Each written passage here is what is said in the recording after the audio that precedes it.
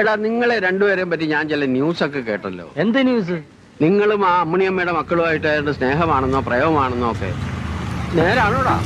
നായരേട്ടാ വെറുതെ അതും ഇതൊന്നും പറയണ്ട കേട്ടോ. ആളുകൾ കേട്ടാ നേരാന്ന് വിചാരിക്കുന്നില്ലടാ. കൊച്ചു കള്ളന്മാരെ. അപ്പൊ സംഭവം ശരിയാണല്ലേ? ആ പെൺപിള്ളേര് വന്ന് നിങ്ങളുടെ അടുത്ത് പ്രേമാന്ന് പറഞ്ഞപ്പോ സത്യം പറഞ്ഞാൽ ഞാൻ വിശ്വസിച്ചില്ല.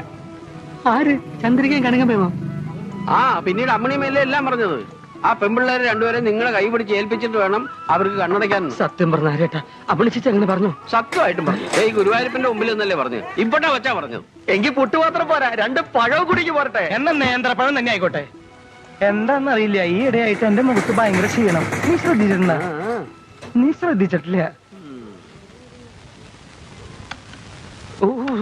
ഹന്നാസേ, കാലത്തെ ചൂടായത് മോശമായി പോടാ. ഏയ് ചൂടായത് കൊണ്ടല്ലടാ ഈ ടേസ്റ്റ്.